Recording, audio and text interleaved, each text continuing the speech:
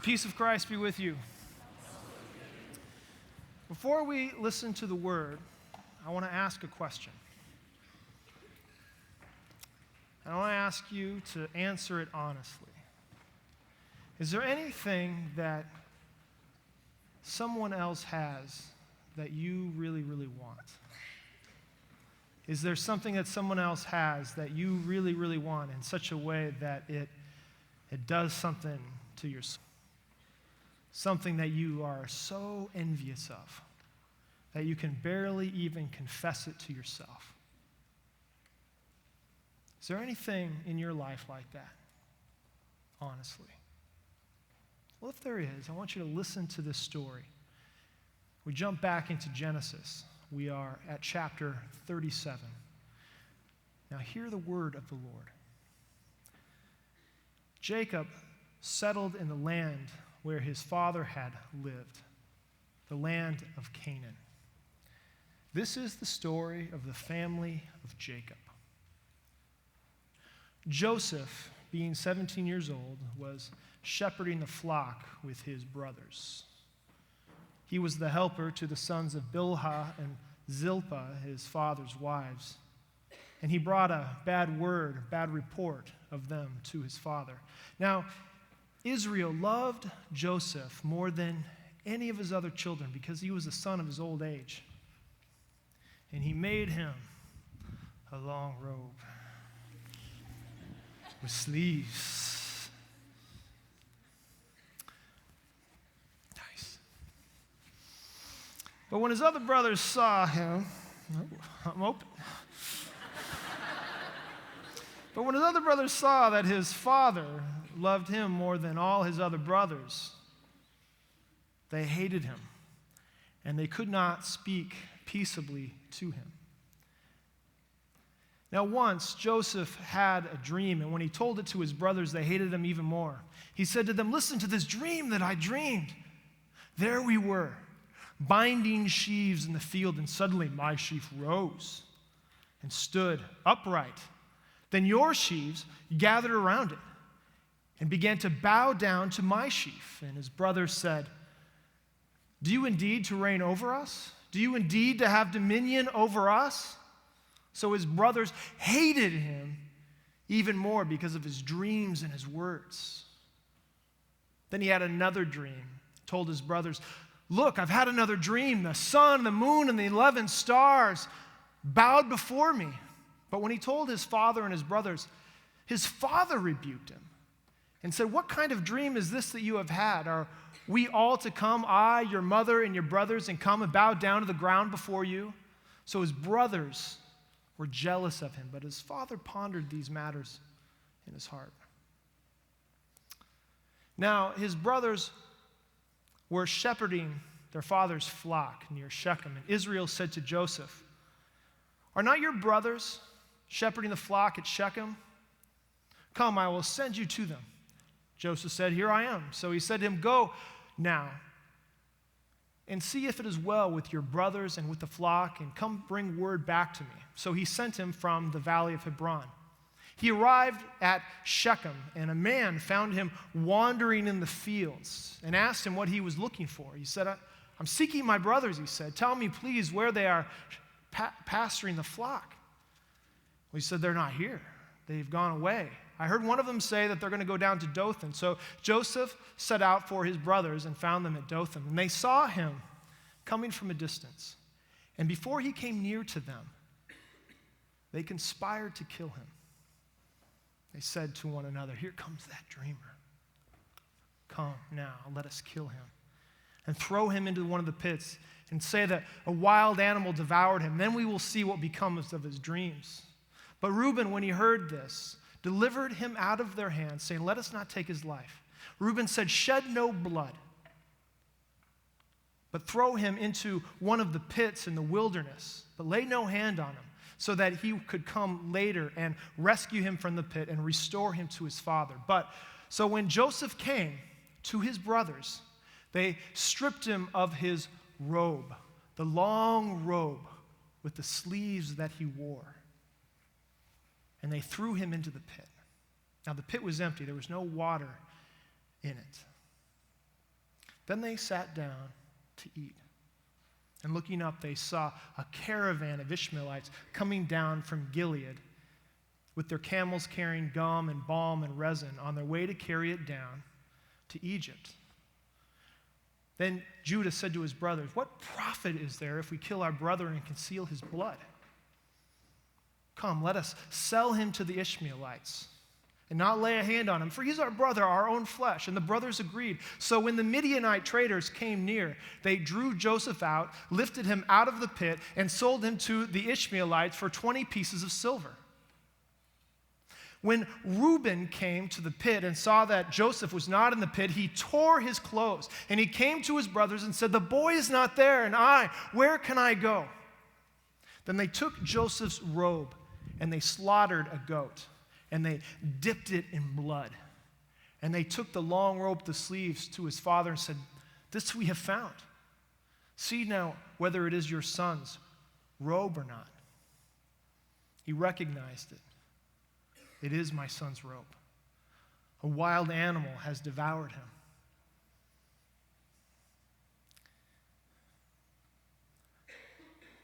And Joseph, no doubt, is torn to pieces.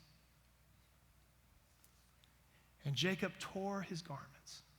He put sackcloth on his loins, and he mourned for many days.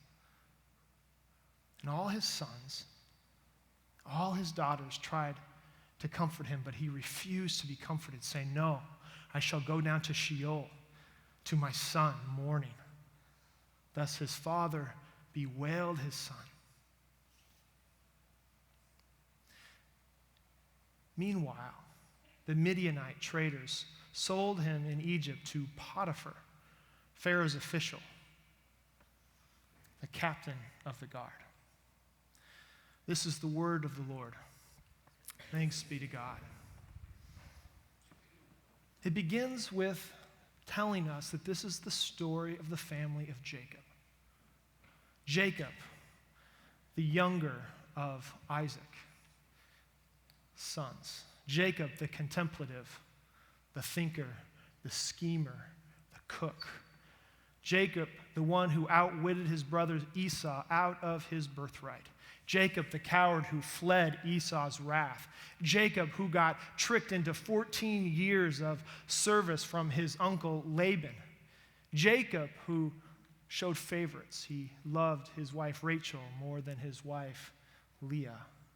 Jacob, who wrestled with the angel of the Lord. Jacob, who was wounded in the hip and renamed Israel. Jacob settles back into the land of his father and his father's father, Abraham, the land of Canaan. And the story of the family of Jacob, interestingly, begins with the story of Joseph. Joseph, being 17 years old, was shepherding his father's flock with his brothers. Joseph, we know, likes to talk behind his brother's back. He's a tattletale, and no one likes a tattletale. Joseph, we know, is Israel, Jacob's favorite son, for he is the only son of his beloved and favorite wife, Rachel.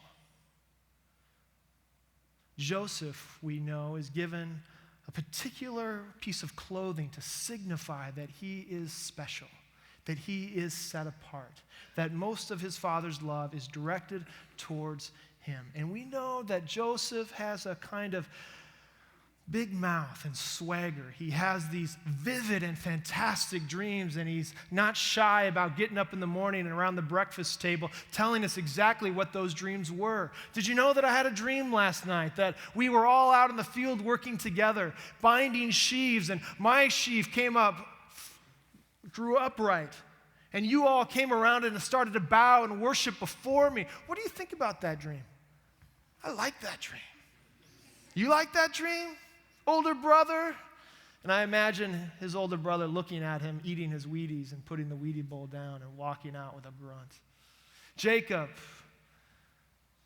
stood by watching while his brother Joseph, or while his son Joseph, the favored one, was ostracized from his other siblings. The brothers go out to shepherd their father's flock at Shechem, but Joseph, the youngest, their father's favorite, the one who wears the robe, is left behind. Joseph is always left behind.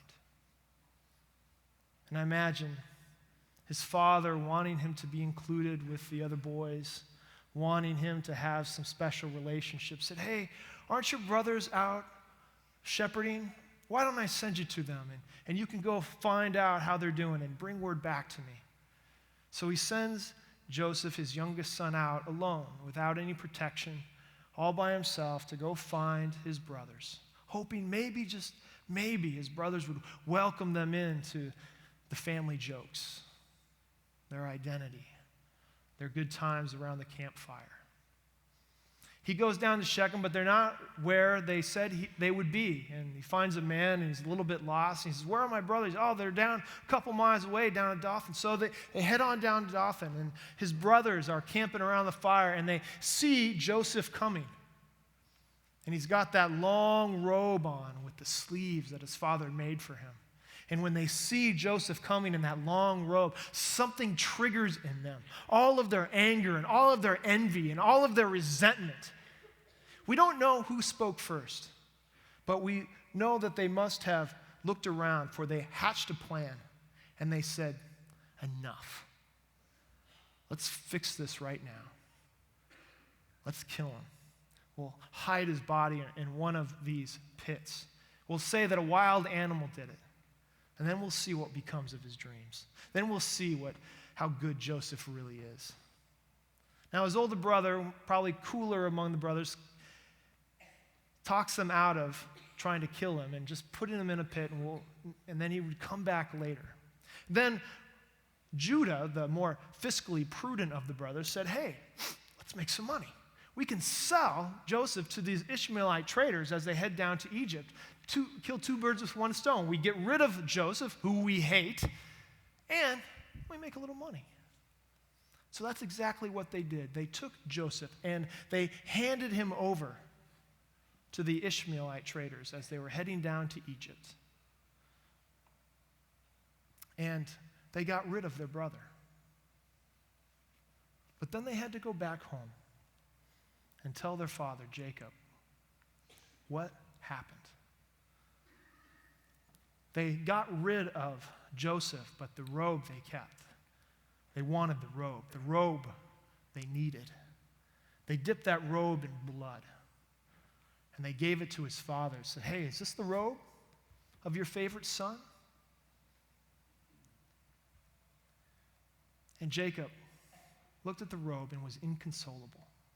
Inconsolable. Jacob was dead, or Joseph was dead. And I can't help but wonder if he was inconsolable because he blamed himself. Maybe it was his fault, and maybe it was Jacob. For it is he that sent Joseph out, unprotected, all alone, into the wilderness to find his brothers.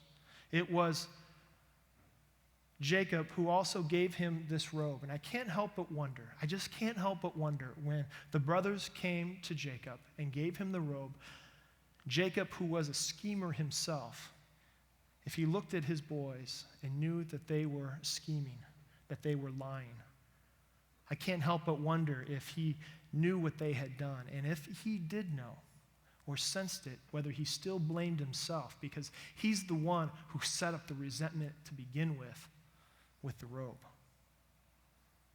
I just can't help but wonder. Now, this is a powerful story about the family of Jacob, but I think it's a powerful story because I think it's also a story about us, a story about what happens to us when we let jealousy turn our soul bitter in such a way that it forces us to conspire someone's harm. And it all happens with having something like a robe affect us so greatly that it turns our soul inside and out. It all hinges around this robe. This robe is what pulls the story's tension and drives it forward. And what does the robe mean? Now, there was an early church father named Augustine, lived between about 356 and I think died around 430, give or take a year on either side. Augustine was one of the first and formidable theologians of the church, and he wrote this book called On Christian Doctrine. And he said that when he wrote this book in order to help the church understand how to read the Bible.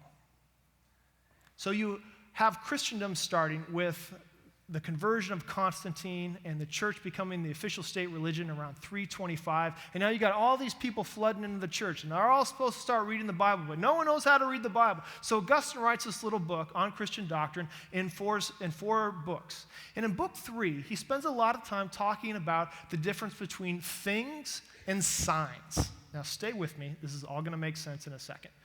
Things and signs. Things are just that. Things like a rock, a tree, a robe. A rock is just a rock. A tree is just a tree. There's nothing more about it. It's just a thing. But a sign is something different. A sign signifies a greater reality. A footprint in the sand signifies that somebody walked by. Smoke going up signifies that there is a fire. A sign represents that there is pointing to another reality. And we know this, right? We have signs all the time. You come to a four-way stop and you see a stop sign, and it's more than just a red, flat piece of metal. It's telling us, dude, slow down or you might die. Got to pay attention to the signs.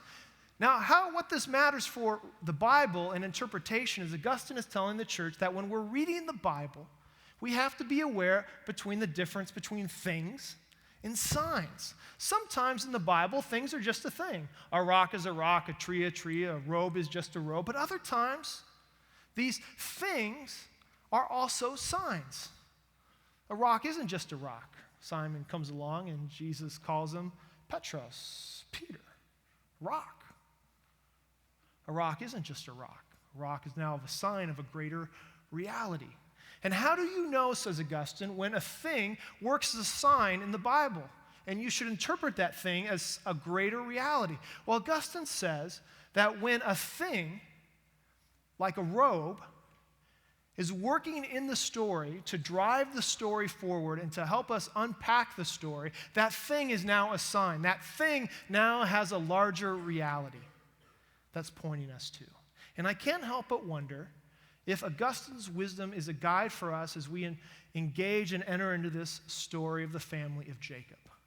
I can't help but wonder if the robe is more than just a robe, but a robe is a sign signifying a greater reality. The robe keeps coming up all the time, this thing. And obviously, there's something going on with the robe, that this robe represents something. But what? I mean, on the surface, it's pretty clear, right? The robe represents the favoritism of their father Jacob to the youngest son Joseph. The robe represents that one person is set aside, one person is chosen, one person, dare we say, is elected. And it drives us crazy. It's like a grain of sand on the eyeball. It is just irritating. Because we don't like one person getting more attention than the other. It's unequal. It's just downright undemocratic. But I can't help but wonder if it goes deeper than that for all of us. That their brother's response to Joseph and the robe was disproportionate. They wanted to kill him. Something about that robe turned their soul inside and out, turned it bitter, and they were red with envy and jealousy. And I can't help but wonder if that robe is speaking and also signifying a greater reality of their brother's heart and of our heart and of the human condition. Because jealousy is really at the root an expression of pride. Pride, says C.S. Lewis in Mere Christianity, is articulated as the greatest sin. Pride is what leads to every other vice and every other sin. It was pride all the way back in the garden. The appeal of the serpent to Eve and to Adam to say that if you eat of this, you'll be just like God. He was evoking their pride. And pride, says C.S. Lewis, is essentially competitive. It's competitive by its very nature. Pride takes no pleasure in having something. It only takes pleasure in having more than the next person.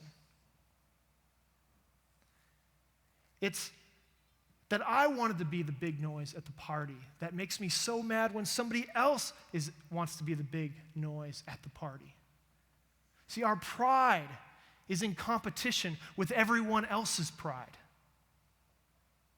And when that happens, when somebody else has more than us or has something that we want, that pride becomes really competitive, and that competitive begins to do something in us. And we begin to imagine possibilities of how to harm another or how to beat another, how to compete with another. And all of a sudden now we're not talking about just the robes, we're talking about winning. We're talking about us succeeding and getting past getting what we most want in life. And I can't help but wonder if the robe is not only a sign that signifies Joseph as the favored one, but it also is a sign signified that the brothers are jealous because they want to be the favored one. It isn't just that Joseph had the robe, it is that they think they should have the robe, that they want the robe. Now all of a sudden we're having a different kind of conversation. It's turned back now on us. And we got to do some soul searching about what we really want and what we're really desiring. And we have to be honest with ourselves. Because there are lots of different kinds of robes, aren't there? Many kinds of robes in the world. And my robe might be different than your robe. You might desire the robe of popularity. You're just so mad that somebody has more friends than you do on Facebook. It just drives you incredibly crazy. You just got to break that 1,000-mark barrier. The robe may be to you, somebody's got more money than you, and you wish you had that. And it just makes you so mad that other people can just breeze through life without having to work 3 jobs to get through college. The robe might be somebody getting more playing time than you, or just even making the team, and you feel like you should be on that team. You should get in the playing team. Maybe the robe is a grad school application that another person got in, and you know in your heart you got just as good a grades as they do, but you didn't get in. It just makes you mad. But you don't say anything. Just be cool about it. But inside you can feel it. Maybe the robe is that one of your friends got a ring in the spring, and you wish you had that ring. You wish it was on your finger. And you're so happy for her. Oh, congratulations. But as soon as you get back to the dorm, did you see that ring? It wasn't very big. I didn't like it. I don't think this is going to make it. And you start chapping away and chipping away, and all of a sudden you're running them down, and you see them go, oh, congratulations. But they got the rope. You want that rope. The robes can be lots of different things. Lots of different things. For me, the robe was worn by a guy named Rob Harrison. Rob had my robe. And the robe was intelligence. Rob was really, really smart. I grew up with Rob from about 3 years old and on. Rob was in my Sunday school class, and Rob was a borderline genius. I mean, he was goofy, but he was really, really smart. Is really, really smart. He had like a photographic memory, right? I mean, in 3rd grade, he had read War and Peace cover to cover and could quote large pages of it. We would go to Sunday school, and we would have Bible memorizations, and he would have like the Gospel of John covered, and I'd be like, dude, Jesus wept. And I was just so mad. He had what I wanted. It wasn't just at Sunday school. I went to this particular school where they'd bus all the smart kids in, right? And I was this, I had a speech impediment and I read slowly. And so I had to go to special reading classes and speech therapy classes. And they try to cover this up by saying, can Trig go down to the yellow room? And everyone knows what the yellow room is, right? The blue room is like where, all the challenge kids went. Rob's going out. They got the little jackets and they got gold stars. But I'd meet Rob out on the playground. Didn't matter how smart you were on the playground, right? In my heart, I hated Rob. Didn't like him. Because he had what I wanted to have. He was smart, and I wasn't. I wanted to be smart. It took me longer than other kids to learn how to read or to speak clearly. And I had a funny name to go on top of it. It was rough. But in my heart, I knew that he just made me mad. And I remember just saying mean things about him when he wasn't around. I remember that I imagined sometimes what it would be like to have him in a headlock. I remember just feeling when I'd see him, all of that just kind of anger welling up in me because he had what I wanted to have, and I was jealous. But in the heart, at root, that jealousy was a form of pride. It wasn't that Rob was smart. It's that I thought I should be smart. It wasn't that Rob had all these good grades. It's that I really wanted these good grades, and he had what I wanted to have, and I was essentially just competing with him. And I think it's important to name our robes, because if we don't, what happens? What's the consequence? We listen to this story and we learn that the consequence is that it begins to break apart families. It can break apart friendships. It can break apart communities. If we don't identify the robes and admit that we have them, that it is in us, then we are in danger of letting that jealousy, that envy, and that pride turn our souls bitter and sour, and it will ruin us. The resulting consequence of this jealousy with the brothers is that they throw Joseph into the pit. And I can't help but wonder if the pit is another sign, is signifying something else. That the pit isn't just a hole in the ground, right? The pit is a place where we're trying to get rid of our problems. Or a pit is where we go for revenge. And I think that there are lots of ways to do it. For Rob, I was gossiping about him. I was speaking about him. And I was throwing him into the pit. It wasn't physically I was doing that, but verbally I was. Emotionally I was. And it's easy for us to take our jealousies, if they are unconfessed, and to throw people into the pit in one form or another. Which is why we have to recognize them, because it's silly really to try to throw our jealousy into a pit, for his brothers to throw Joseph into the pit, because they're not really throwing away the fundamental problem, right? They're not just throwing away the one who was the favored one, the one who was elected. What they're really trying to throw away is their own sin, their own pride, their own jealousy. But that's the kind of stuff you can't throw away because it is in us. And we need something else, some other kind of help to get rid of that problem. We can't just throw our jealousy away in a pit. Because the thing that happens with sin that is in us is it doesn't just stay there, right? As we read through this story, they got to come back to their father.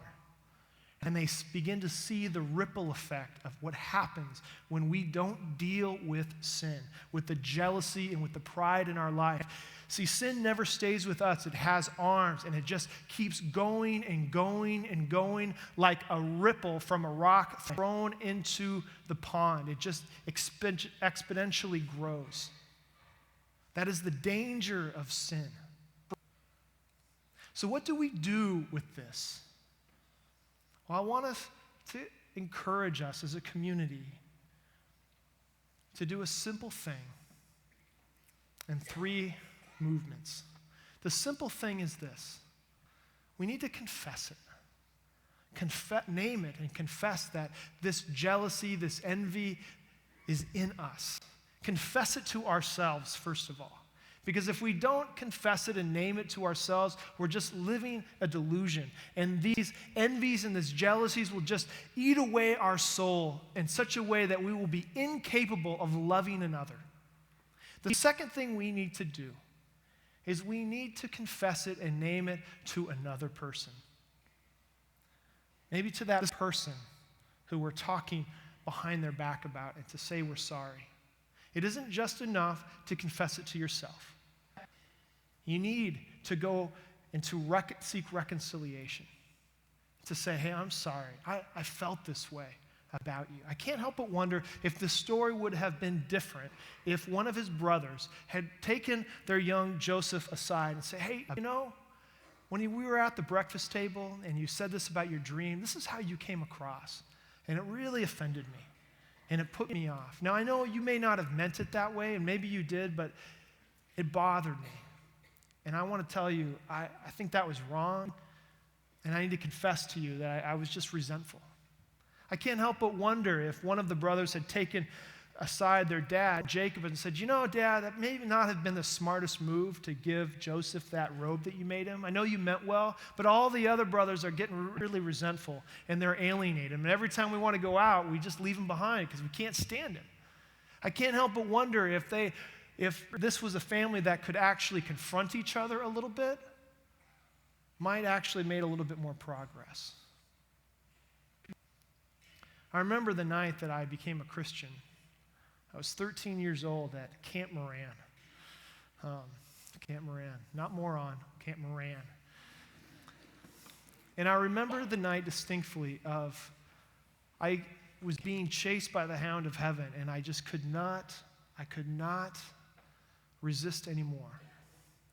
And I remember staying and giving, promising all of my life and all of my love and all of my heart to Jesus. I had no idea what that fully meant, but I knew that I was called to this. And I remember going back to my cabin, and I remember getting in my cabin and sitting down, and I wrote in my Bible what had happened, the time and the place, and what this meant for me. And I was so full of joy and a sense of relief and confusion and this big mystery. And I remember looking up and looking across my cabin, and there was Rob with his big glasses saying, hi. And I knew I needed to do something. I wasn't ready to do it right then. It's first night, I got to work into this a little bit. But weeks later, I remember catching Rob aside and saying, Rob, I'm sorry. I was really jealous of you because you're smarter than I am, and I like to be smart. And I remember when I told him that, he did something amazing. He said, I forgive you. And, I've always wanted the friends you've had. And I got to enter into Rob's life and realize it wasn't so easy being that smart kid and being a little goofy. It wasn't easy for him to sit alone at the lunch table all by himself. And it wasn't easy to be a guy reading War and Peace in third grade. I mean, who does that? And that started a friendship with Rob. That lasted this day. Just this last week, Rob gave me a call out of the blue. He's now a pastor in Indiana. He's a Hope College graduate. Met his wife, Sarah, here. I was the best man in his wedding. He said, hey, we're on spring break, and we're passing through Holland, and can we get together? And so we went down to New Holland, and we got a big pizza, and I met his 3 beautiful kids. And I can't help but wonder if I might have missed that, if I wouldn't have actually taken the time to tell Rob, I'm sorry, to put my pride away. Rob's still much, much smarter than I am, and he's beautiful. And I've had to recognize that it's not a competition, that God has gifted him with his gifts, and God's gifted me with my gifts, and I don't need to be jealous anymore. And the reason why is that not only do we confess it to God and to each other, but to another, we confess it to God. And when we confess it to God, we hear that we are forgiven. For our God is the one who gave us these gifts. Our God has all given us a new robe that says we are chosen. We are chosen in Jesus Christ. See, when we confess it to God, we come to a table, a family table that is large. A table where we are reminded that we are healed and we are forgiven. That we come to a God of grace. See, this table is what Augustine might call a sign that's pointing to a larger reality. This table is a visible sign of an invisible reality. The God of grace, the God who has elected Jesus Christ to be for us the Lamb of God that takes away the sin of the world. Jesus Christ is God's robe. And in Christ, through the mystery of the Holy Spirit, we all wear that robe, and our identity is hidden in him. And this is a table that promises that reality. For this is the table of that reality. There is something going on here that is larger than any of us can imagine. And so tonight, if there is a robe that you really want, that's turning your soul inside and out, that's an irritant like a grain of sand on an eyeball, I want to encourage you to confess it to yourself. Confess it to the other person that maybe is the source or represents that robe to you. But above all, tonight, confess it to God and come forward and receive his grace. For his grace is sure and his grace is true. Would you pray with me?